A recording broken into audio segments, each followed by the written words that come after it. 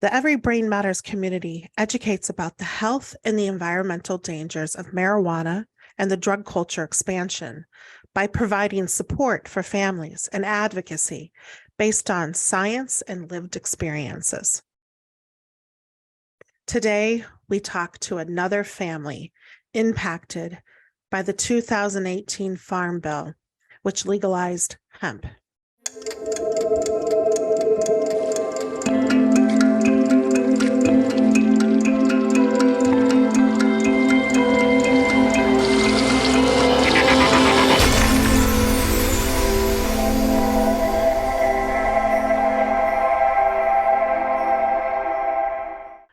Welcome to the Every Brain Matters podcast.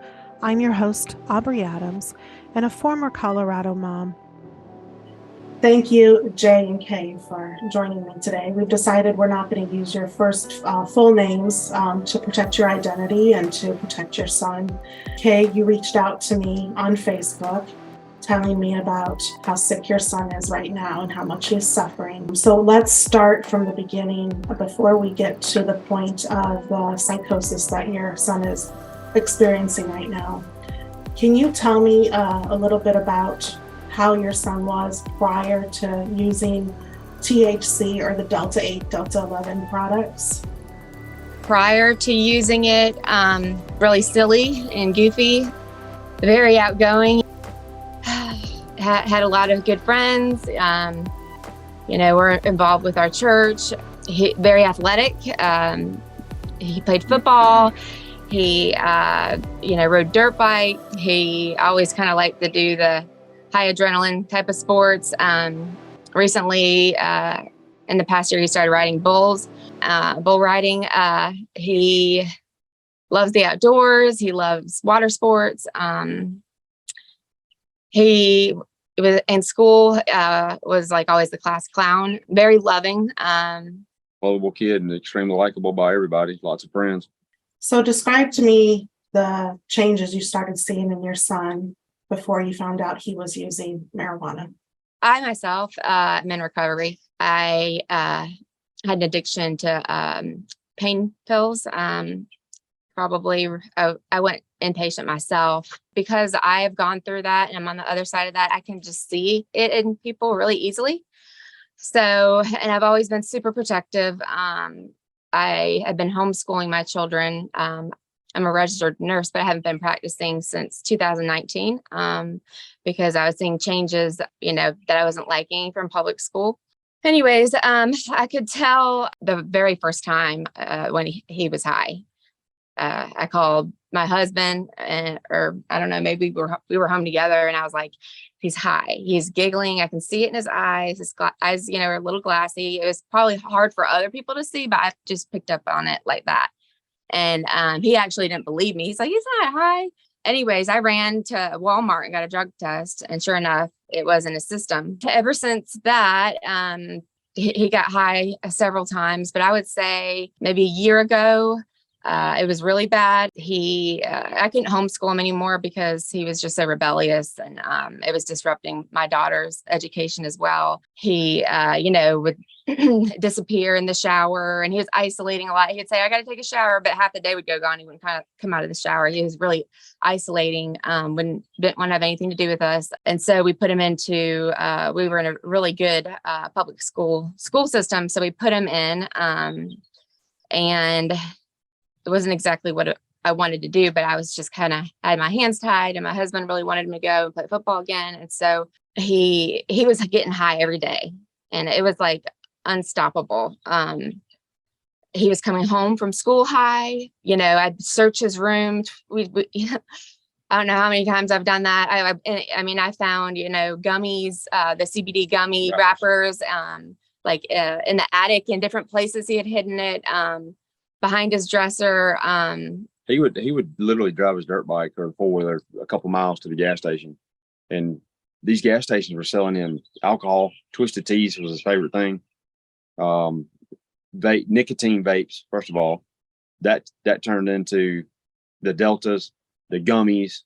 And I feel like kind of once he got on that side of things, he favored that crowd, yeah, that crowd of people. So the group at school would be, I don't know. We never liked any of his friends. Like I mean, no. we've had him in lockdown, had his cell phone for months, took the door off, to his bedroom, grounded him, wouldn't let him see his friends. I mean, but it was almost like a game to him. It seemed like enjoyable to, figure out how to get away and still get what he wanted. I mean, he would, I'd jump in the shower and he'd take off on a bicycle and go to the gas station and he'd be high again. And, we had people coming by. We had a really long driveway. We owned 20 acres and, we caught cars coming in the driveways. I think people were dropping off things, or he'd say, I need to take a walk. But, I don't know how else he was getting it. I believe other teenagers were bringing it to him. Good point, because you do all these parenting things and it's so accessible. It's so accessible that you, like you said, you put the door off the hinges. I did all that too. And they're still working around it, getting it. It will wear you out as a parent. Yeah. It's been exhausting. And I'm guilty of ignoring some of it because it was such a daily process and it was stressing, and the anxiety causing problems between our marriage. Mm-hmm. We've been married 16 years and it's causing problems there. And then not only that, but our sweet daughter is having to watch us argue and fight and butt heads about it and watch him. And we had different views about it. I'm more of the one that was like, I'm trying to understand why he's making the non-logical decisions that he's making and trying to explain it to myself that it's okay. He's just a teenager and he's doing this because of this. And she was more on top of it than I was. I was definitely the one that was ignoring it more and trying to enable him, I guess, in a way that it just, over a course of time, I just realized, in the last few weeks, how bad the enabling was that I was doing, by letting stuff go or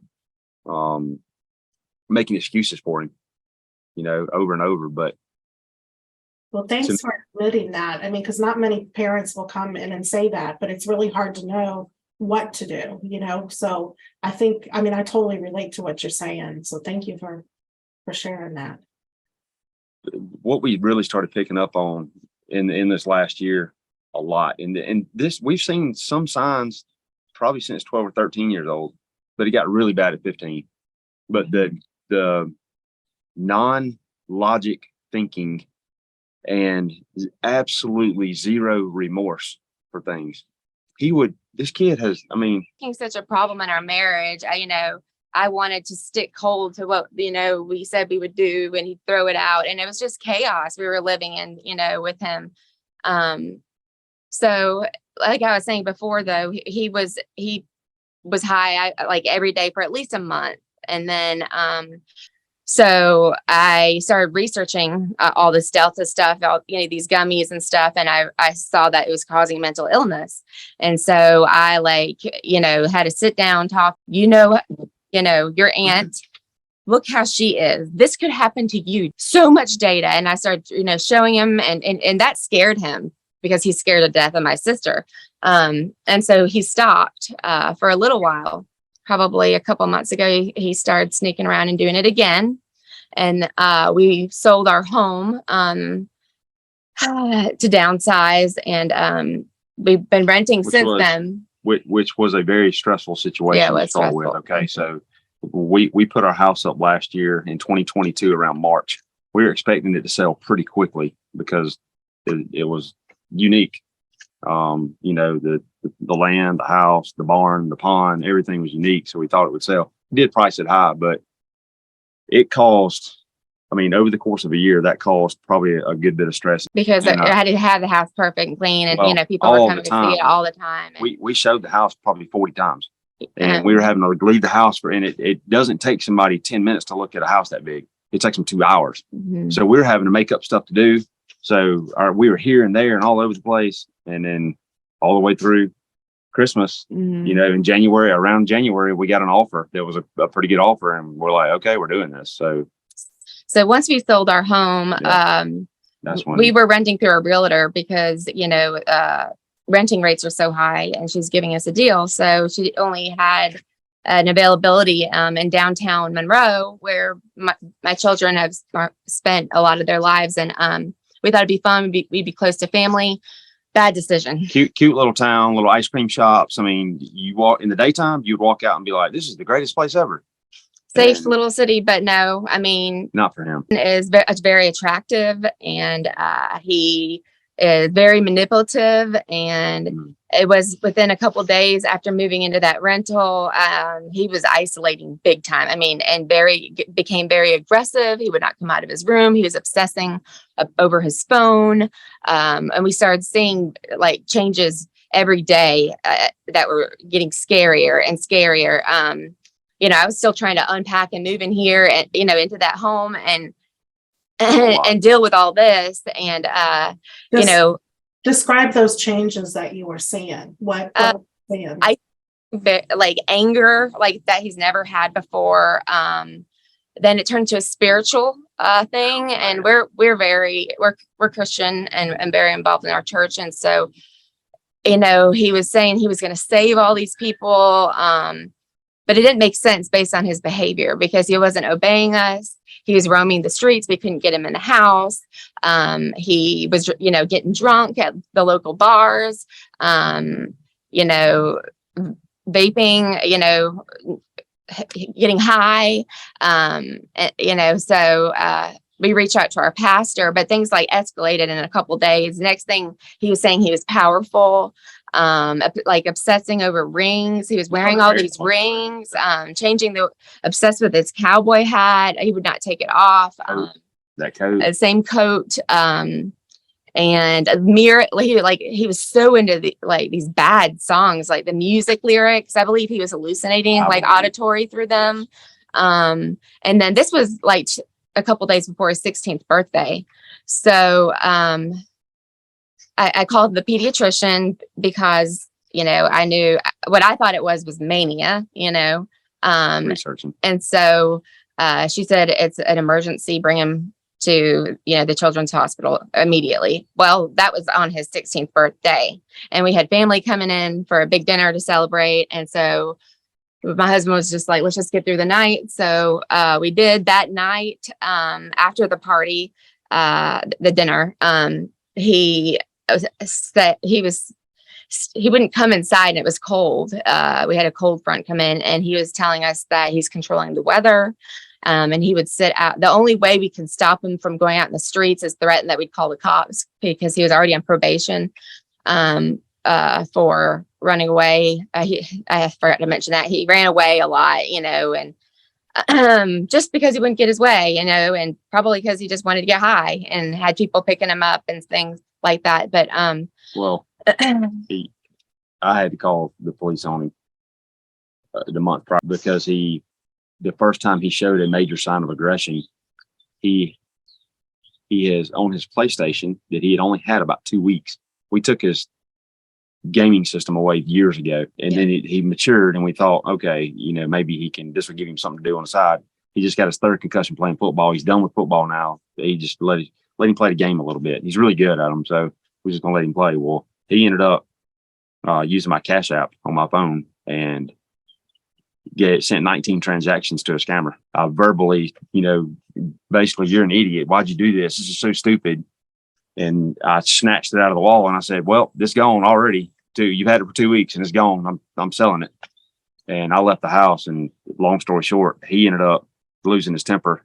I came home, and he had taken a flat screen TV off the wall, smashed it through his door. There was shards of glass all down the staircase. I'm by myself. She's out of town. Long story short, he ended up taking a handgun out of my room. And he's not a violent kid at all now. I mean, we're country folks too now. So we hunt and fish and play golf, and and he knows weapons real well. But there's a gun gone. My son's gone. First of all, I thought, oh my gosh, he is angry. He's upset because I yelled at him, and I might find my son dead. So here I go, looking through the house, down by the pond, the dock, the barn, the horse barn, everything. It was a mess. So long story short, we called the police because he was arrested for that and spent 3 days in juvenile. So that's what he was on probation 1 year for. probation. So the only way to keep him in the rental home we were living in is to threaten that we would call the police because it's a violation of probation to go, when you're not allowed to. But the only way he manipulated us to work. Can I just sit on the front porch? And it was cold. It was like, how cold was it? We had a low of 27 that night. And it was midnight, and it was. He would sit out there with like a t-shirt on. It was a t-shirt for hours, and then we'd finally be like, okay, it's midnight. You need come in. But he wasn't sleeping. Not bothered by the cold at all. No, like didn't phase him a bit. Then he wasn't sleeping at all. He hadn't been sleeping. So. Anyways, the following morning we met with our pastor and he said, this is not spiritual, that it's physiological. We went straight to the children's hospital.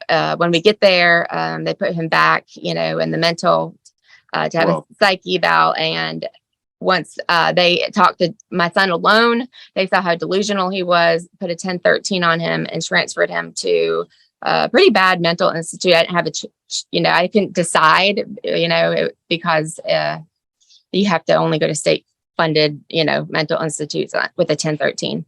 And I really didn't even know I didn't know what kind of place it was until he was in there. He was diagnosed with psychosis. I thought it could be bipolar because my grandfather was bipolar. This would be my son's great grandfather. So I didn't know if it skipped down all these generations and we haven't known, what is it? Because I didn't even know about cannabis induced psychosis. And so they changed the diagnosis to that and prescribed him lithium and an antipsychotic. And he was in there for 7 days in the inpatient mental institute. And then he was discharged, but he was still psychotic when he came back home to us. So I immediately the next day checked him into a outpatient, which was local, which is where he's at right now, but he's inpatient there because I trust it. It's in our hometown. I have friends that work there because I'm a nurse. And anyways, so this time he's on lithium and the antipsychotic. Zyprexa.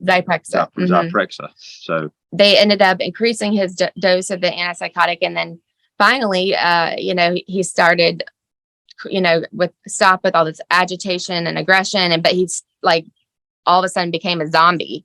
He was sleeping all day. When he was awake, his eyes were just barely open. Stuffing his face full of food. And so we're like, oh my gosh, we want our son back, but he can't live like this forever, and he was already discharged. So I was trying to get him in with a psychiatrist, and it was impossible to find because everyone's booked up. And he gained 25 pounds in 2 weeks. 2 weeks. Yeah. Never seen anything like it. And so, we've been feeling guilty again. Look what we're doing to our kid. He was like, I just want to go to the beach because he loves the beach. So my husband booked a beach vacation for 3 days. Short. Meanwhile, he was in Illinois. I went on a work trip. Yeah, and but I was scared. I really didn't want to go, but I thought maybe sunshine or something, will put him in a better place. And so I packed up the house, packed up the kids, and the night before I left, the home we're renting right now here was for sale, and it was being shown, because it's on the market. So I had to clean it. And my daughter came to me and was like, Mom, I saw Jayden had this vape. And she said, and I looked it up, and it has THC in it. And how sad is that my 12-year-old daughter is aware of all this? And she can't, thank God that she did, because my heart just dropped, and I'm like, you've got to be kidding me. So I pulled his friend that was coming with them, which we've isolated him down to 2 friends that we allow him to hang out with, that, aren't complete stoners and, are decent, have good hearts. And, Jayden's my son's the bad influence one, but they've been friends all their lives. So I brought his friend to the side, and I was like, listen, my daughter just showed me this, and that, she looked it up. It has THC in it. I need you to find it. Bring it to me. I said, I know I've already preached on how bad all this, Delta stuff is. And, that y'all or the youth these days are vaping, but this is what I believe is causing Jayden from the get-go to be like this. And so, I could tell he looked scared. His demeanor on his face changed. And so I was emptying trash cans and putting them in our large kitchen trash can, cleaning to get the house ready. And then when I was dumping it, I saw something like a glimpse of, something bright under a lot of things. And I mean, I think God's just been giving me clues all the way. And so I was like, what is that? So I dug through the trash, and there was like, I don't know if it was how many, there was a lot. It was like 8, I think, vapes. And so I just stuffed them down my sports bra, and I ran to the bedroom and locked the door and laid them all out. And I could tell like a couple of them were just meant to have, THC or Delta in them or whatever. But a lot of them were just looked like they were nicotine vapes. So I tasted them each, and every single one of them had, it tasted like weed, every single one of them. So I was angry. Describe those vapes. Did it say Delta 8 on them, or did it say Delta 10, or were they just no labels on them? He had even put stickers around a lot of them. Okay. Things. One of them looked like a pink ice cream cone shake thing. Yeah. One of them was a cake vape, and they sell the cakes. You can see those in every gas station. Yeah, those are the very popular brand from Colorado. Yeah. Mm-hmm. But then you would have just normal like Kang vapes, like a nicotine vape, like grape flavored fruity. But he must have had oil that he was putting in them or something. I don't know. So our son is very smart. Even though he just doesn't like school and never has, he knows how to take these things apart, fix them, repair them, whatever. He was unscrewing them, taking them apart, finding the filter inside, and then apparently he had some cannabis oil somewhere, and he was putting the oil in the filter and putting it all back together, and then he could smoke a regular vape. And I'm like, how is he getting these things here? Like, we are in the middle of nowhere. Nowhere. Like, even if he wanted to ride our electric bike, I mean, the gas station's like 15 miles down the road or something, like, and there's no way, because I've been watching him and he's like a zombie. So how he's been getting them, it's just mind blowing to me. So since I confiscated all those, my son was like, where's my vapes? Where's my vapes? I'm like, you know what? I got them all. And what I really did do is I drove 10 miles down the road and to a dumpster where you can dump stuff. And I dumped them all in there. So what this is leading to now is she's an RN. So we can't get a doctor on the phone to help us with the medications that she was talking about that he's gaining all this weight from. So we were like, we can taper him down on it ourselves. Well, so we cut his medications in half because we thought that was causing him the state of stone looking and eating. And he was even breathing hard. He's like 175 pounds, just muscle. But now he's like, his face is swollen. It was showing in his face. He's like breathing, like he's got heavier weighted people breathe like you can barely breathe. And anyways, the following morning while we were on the way to the beach, all of a sudden Jayden was not a zombie. He wasn't eating and stuffing his face. He was alert and bright-eyed, just like that overnight. So now I'm thinking he tricked us again. It wasn't because of the medicine. It's because he's been severely stoned all over again. I mean, and of course we're reading about lithium, and lithium says, oh, well, they can get in a lethargic state and they'll eat and gain weight. And so we're like, okay, it's all making sense. It's the lithium. So the beach trip was a terrible idea. Let's just say that. Terrible idea.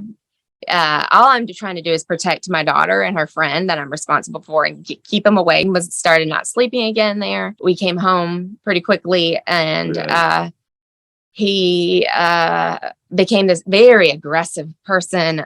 He actually came in our room that night while we were exhausted because we hadn't been sleeping either, and demanded that we went and got him some weed or some Delta. He demanded it because he had to have it. He's a special case. He has to have it, like freaking out. And we were like, no, you know.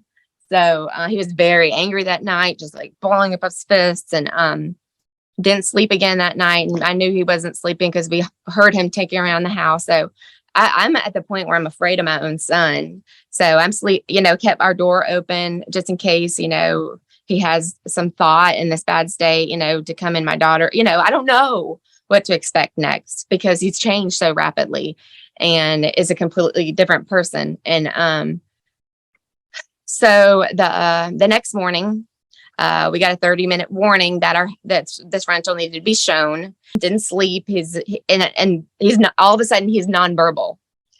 He locked his door, and it's not like the easy door you can unlock, like, with a penny or something.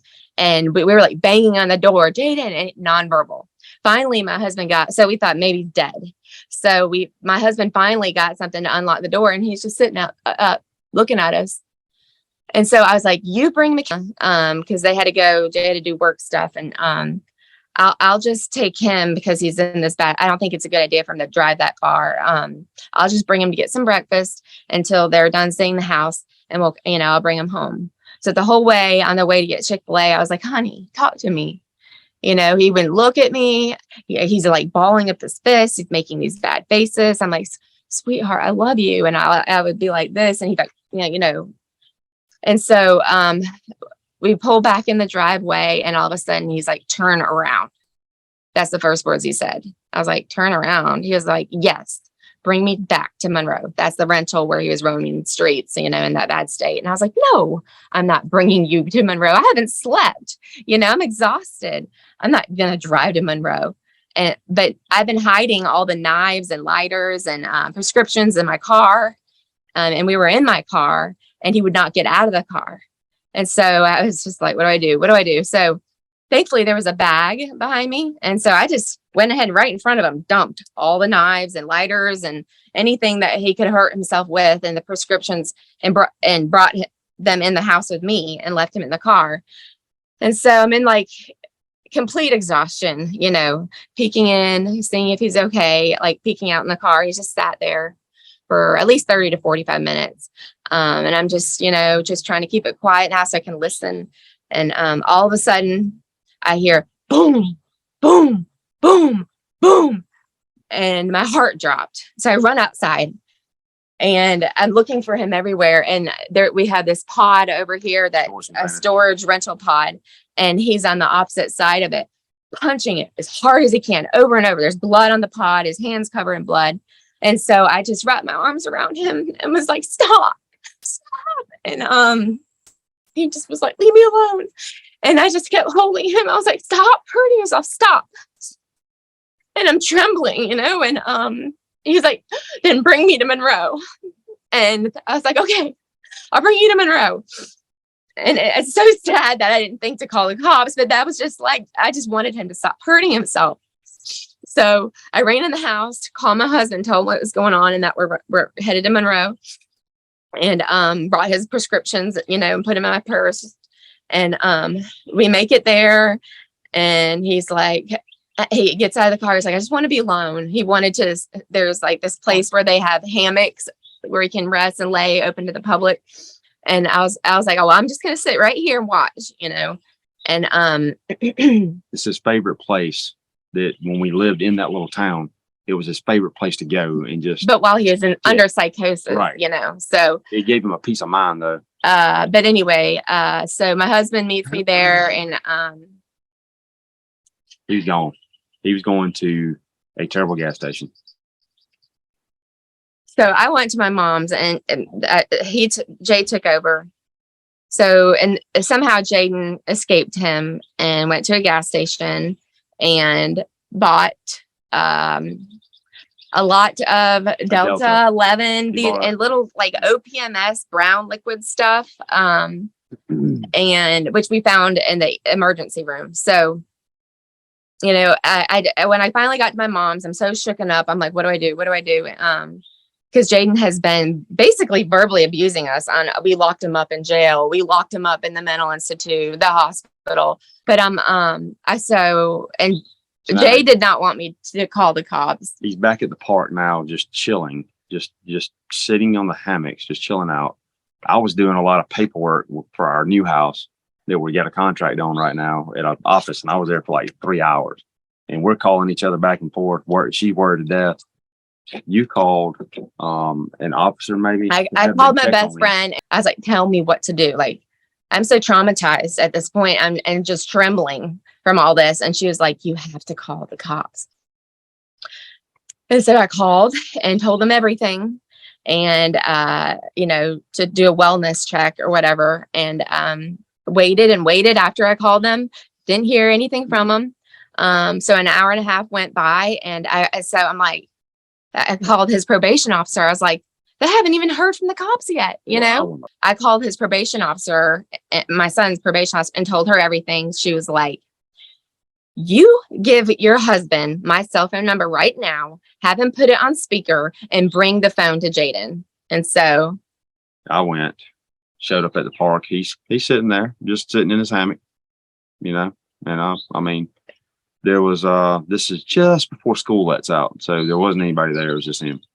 And, I went up and talked to him first, and I said, man, you got to be careful around here. I was like, the cops might show up. And he's like, oh, they already been here. He said, we're all good. We're good friends with them. I'm good friends with the cops. He's like, he just came out here. Somebody apparently called on me and whatever. And I was already thinking it might've been her, but, that's when I needed to get the probation officer at this point in time. She was demanding, very, very angry, and wanted to, thank God, get him on the phone immediately on speakerphone. So I got the phone out. I said, you need to get up and come with me, or your probation officer is going to call the cops on you. So I got her on speakerphone, and he told her that he wasn't moving, basically. I mean, he said, do what you got to do. Do what you got to do. Call the cops. I'm sitting right here. I'm in my, and by this time now, we've already figured that he's probably slipped into the state of psychosis again, because he has already made up his mind in his head that he's going to sit there until midnight. He was fascinated. We weren't allowed to pick him up till midnight. He's fascinated with the time of midnight. He's been, just like obsessive about numbers and colors, and like the number 9. I was like, midnight? I'm not going to stay here till midnight. Anyways, fast forward. So, he was stoned also when I got there, and the cops were like, well, we can't do anything. He has rights. I'm like, he's 16 years old and he's on probation. This is a violation of probation. He can't, go anywhere without our permission. So you're telling me there's nothing you can do. And by the way, is it okay for, 16-year-olds to just be stoned in public? I mean, look at his wrist. His wrist is all bloody because he hurt himself. And so finally, like, they agreed, okay, we're going to get him in the car. Talk to him. Yeah.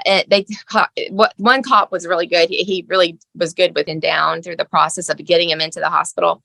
So, we brought him to the hospital. I drove faster and got in there first, and I ran in there and was like, listen, this is what's happening. My son is in a bad state. He's psychotic again. And, he needs a 1013 on him. And so I let them know that beforehand. So the cops, made sure that he got into the back, and they had the 1013 on him before. Drank all of this liquid brown stuff. No, he did. Like I walked in the room and my heart dropped, and I started crying because it smelled like stool, and it was covered all over. It was on his face. It was on his gown. It was all over the walls. And I thought he had some terrible bowel explosion, but he was trying to chug these brown OPMS things. And what? Yeah, he had one, but it was a little brown vial like that, and he had a Delta 11 pen. A Delta 11 pen. It was taken from him. Yeah. So he hid this. He hid that little vial of thing. He was so sick. I think if you can overdose from cannabis, I believe he was overdosed. He was just he couldn't stand up. His eyes were rolling in the back of his head. He was very high. Anyways, so we stayed in the emergency room for a couple days, and because he was on a 1013, we had a babysitter and a security guard. We didn't leave his side. Yeah, but we stayed with him. I spent the night with him both nights. So, because I've got another kid and we had animals to feed and stuff like that. And so I would be there, as soon as the shift changed at 7 a.m. And then I'd like, just, you go home and shower. So we were absolutely exhausted. And while I'm here taking care of him, she is constantly on the phone with trying to find him a bed, preferably at this one where he's just facility that they discharged know from as him. an outpatient. I wanted him to go back there, and it's local. I don't want to drop, I wanted it because I trust, the place that he was in. She wasn't sleeping at home. I wasn't sleeping in there with him. I mean, it was just. And so finally, I said he's only going to this one place because they already know him as a patient. He's my child, and so the hospital, like, I have friends that work there and stuff, and they were back in. Even his nurse I'd known for 20 years. It was like God thing after another, setting everything up in place. And so Bud wasn't available until after the second night, and then 48 hours, exactly 48 hours before we got out of there. The first night he slept because he was out of it. Right. He fell asleep and slept. I covered him up with blankets, whatever. Second night. And they put him back on the antipsychotics and the lithium. There's 2 chairs and a bed in this room. And I literally watched him sit in a chair, just like we're sitting in a chair right now, for 10 straight hours. All he would do is stand up, stretch. There's a TV on the wall playing. We had Christian music playing and whatnot. And there's pictures flowing up, but he is literally just playing with his hands, laughing at himself. There's a cup of water laying between his feet, and he'll just grin and smile. And I'm like, look at his fingers, and you start dying laughing at nothing. And I'll be like, what you smiling at, baby? And he'd be like, you'll see. Yeah, he always says, we'll see. And I mean, it was 100% a psychotic state going on here. Well, you'll see. You need to tell me what time it is. And when the nurse gave him his prescriptions, when you're at the hospital, they have these little, where you open them up, not a bottle or whatever. And he would sit there and stare at it. And no, I'm not taking that because it doesn't have the number 9 on it, and it would take forever for them to encourage him to take it. I'm like, honey, I'm your mom. This is the same thing you've been taking at home. I know it's not in your bottle, but you have to trust me. And eventually he would take it, and they also, threatened restraining him if he didn't as well. So, anyways, he finally got into where I wanted him to go to. Actually, they declined him after they accepted him, saying he was too acute. But I mean, like, the probation officer, I had so many angels helping me through this process. I have a friend that called the owner of the whole entire place where he's at right now, and all of a sudden they called and said, never mind, we're taking him. So he's there, and he's been there since last Tuesday. He was been there for 3-4 days. And he's still in a very deep psychosis. A little bit improvement this morning. Well, last night, he was still very delusional, just saying that he couldn't believe that I'm crazy. Everyone's crazy. Yeah. We're going to hell. We're all demons. But he said, I can't believe even my own mom is crazy. And he was like, you don't even understand the numbers.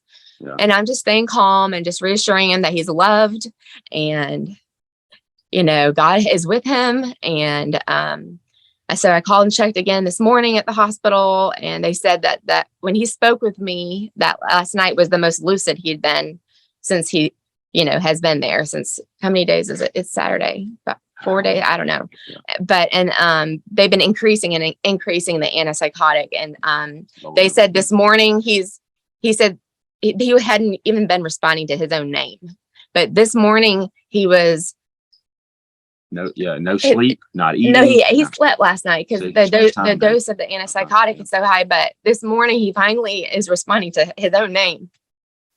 So yeah, I'm angry. Yeah, I'm furious. And here, I went to the gas station today, after being with my daughter because she was thirsty. And here there are Delta everything right there in front of you, like right at the checkout, yummy, like Delta this, Delta gummies this, Delta 11, and I just want to go behind there and be like all over the floor and light it on fire because this happened to my baby. And many of people reaching out to me that I'm not necessarily close friends with, but acquaintances with, and they're starting to see the same thing in their teenager. And so this has to stop. My son's going to go to long-term treatment. That's all I've been doing is researching and finding a good place for that. But, I miss my son. I hope he comes back to us.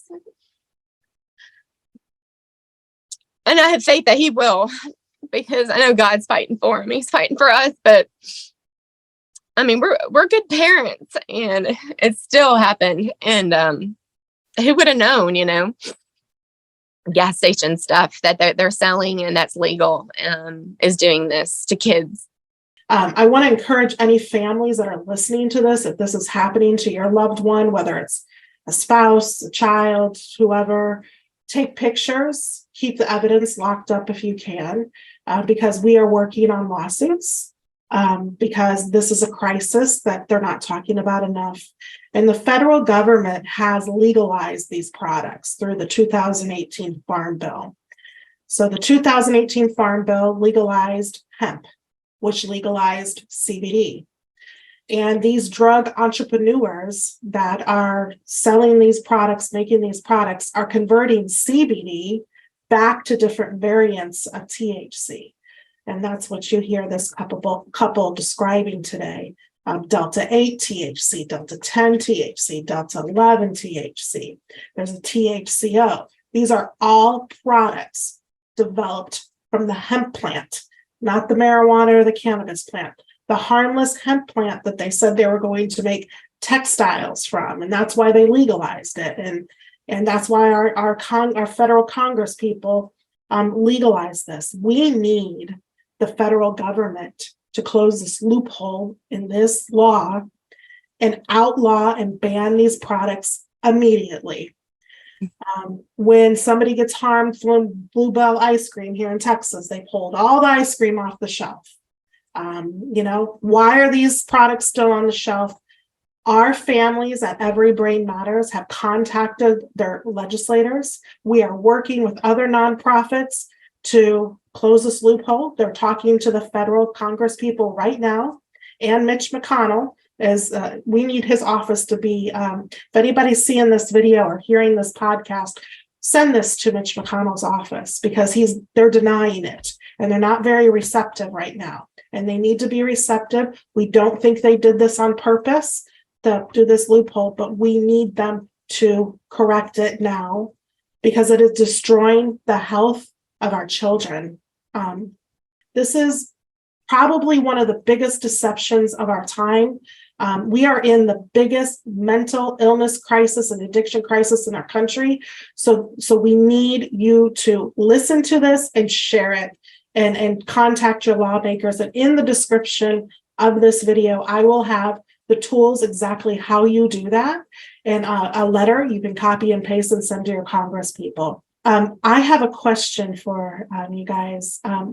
What do you say to the people that say THC or these marijuana hemp products are not addictive? What do you say to them when people are saying it's not addictive?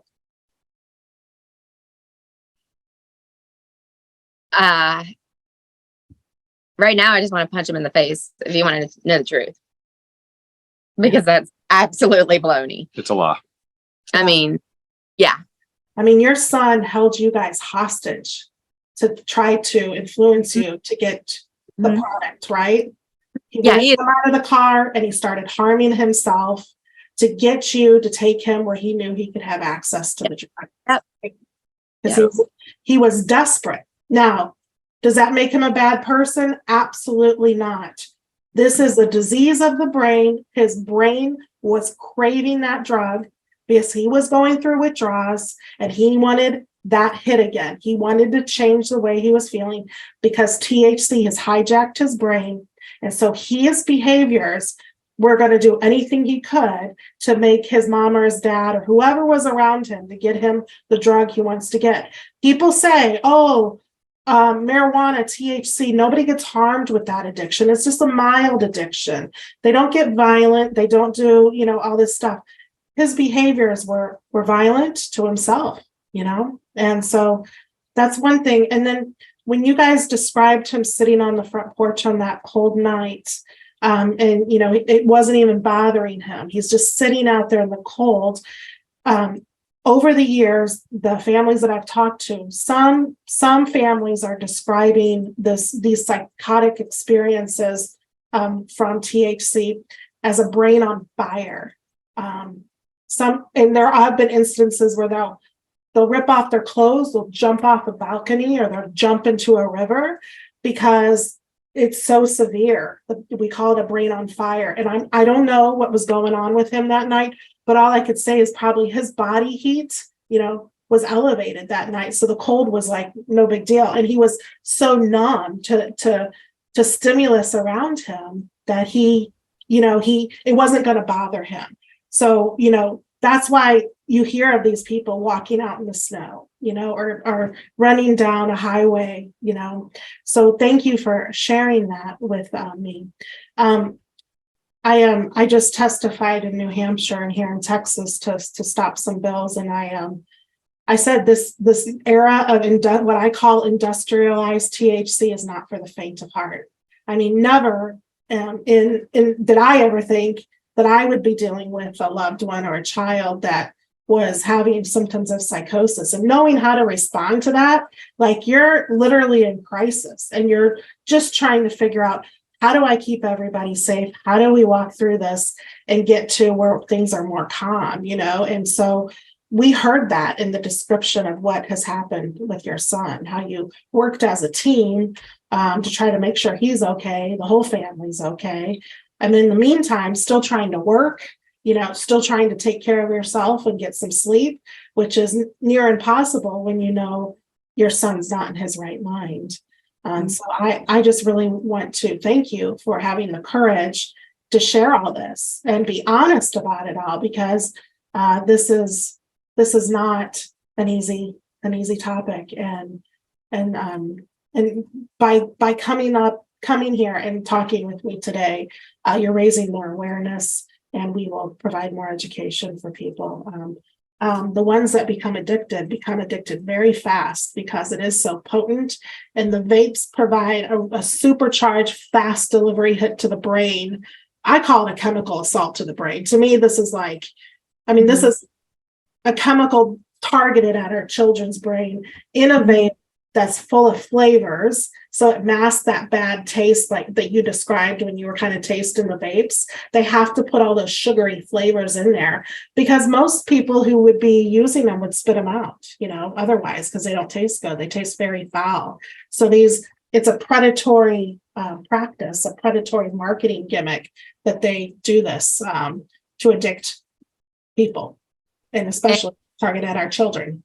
I'm going to fight alongside you because I just, it's like, what world are we living in? That, they're after our children, and I'm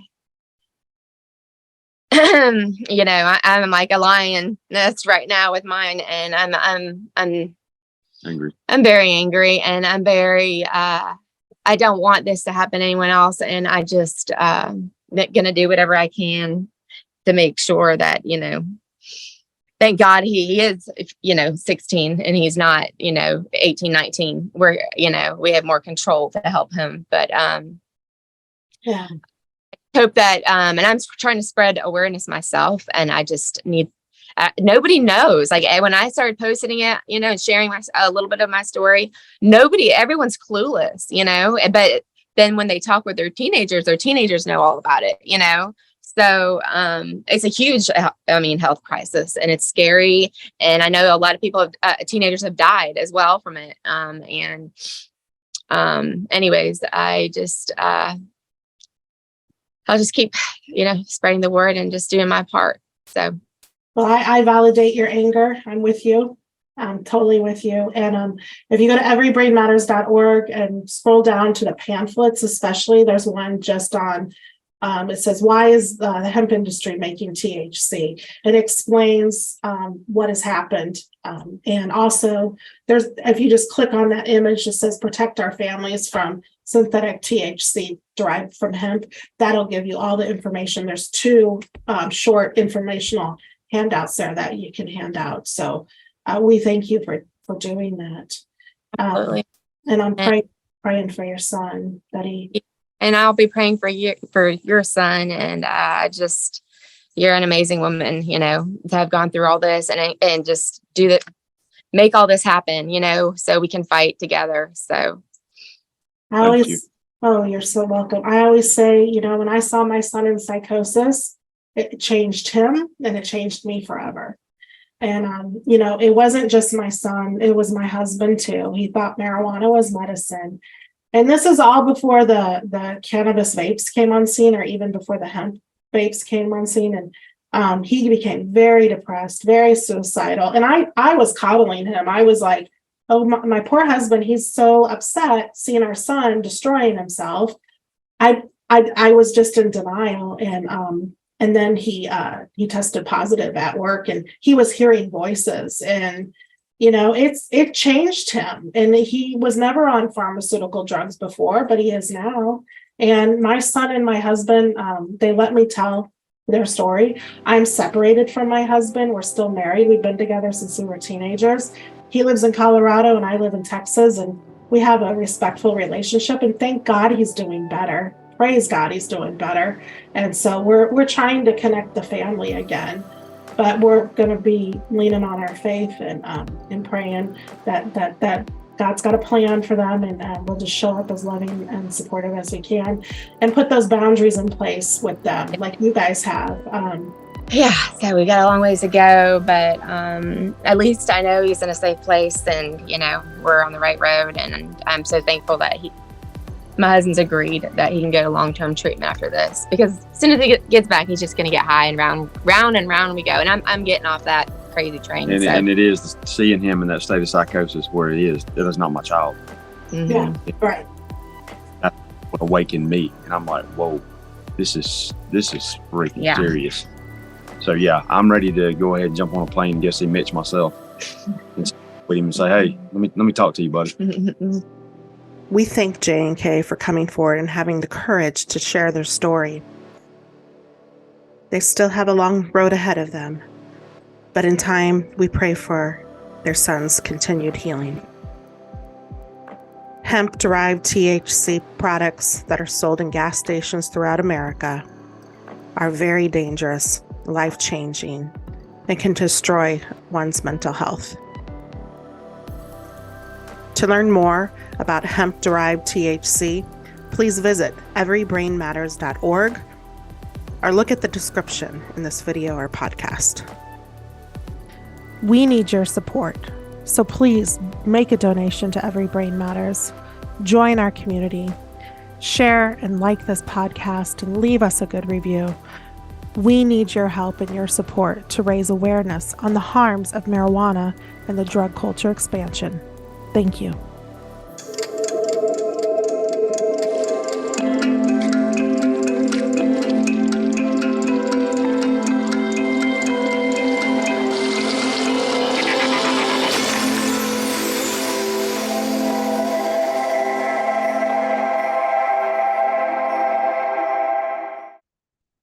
Every Brain Matters is a community of support and advocacy based on science and lived experience. Visit us at everybrainmatters.org.